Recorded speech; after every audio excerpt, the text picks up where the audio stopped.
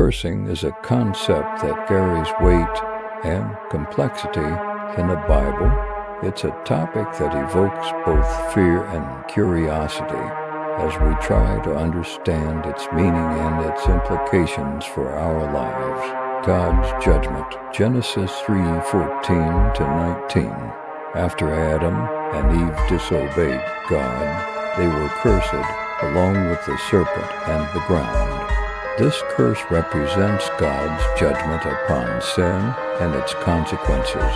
It also speaks of the brokenness and hardship that entered the world as a result of disobedience. Deuteronomy 28. This chapter outlines the blessings and curses associated with obedience and disobedience to God's covenant. It serves as a warning to the Israelites, highlighting the consequences of their choices. Human curses. Numbers 22:2-6. Balaam, a prophet, was hired to curse the Israelites, but God intervened, causing him to bless them instead. This shows that human curses are ultimately ineffective against God's will. Galatians 3:13-14. Paul speaks of the curse of the law, saying that Christ redeemed us from it, freeing us from the condemnation of sin. This highlights the power of Christ's sacrifice in breaking the curse and offering us redemption. Spiritual curses. Ephesians 4:31. Paul instructs believers to get rid of all bitterness, rage, and anger, brawling, and slander, along with every form of malice. He also instructs them to be kind and compassionate to one another, forgiving each other just as in Christ God forgave you. Colossians 3:8. But now you must also rid yourselves of all such things as these: anger, rage, malice, slander, and filthy language from your lips.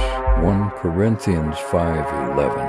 Paul instructs the Corinthian believers to stop associating with anyone who claims to be a brother or sister but is sexually immoral or greedy, an idolater or slanderer, a drunkard or swindler. Do not even eat with such people. This highlights the importance of avoiding those who promote unrighteous practices and the need for healthy boundaries. Key points to consider. Context is crucial. The meaning of cursing in the Bible often depends on the context of the verse. It's important to consider the specific situation, the people involved, and the overall message of the passage. God's authority. The Bible makes it clear that God has ultimate authority over curses. Human curses are ultimately ineffective against His will, and His blessings can overcome even the most powerful curses. Redemption and forgiveness. Through Christ's sacrifice, we are redeemed from the curse of sin.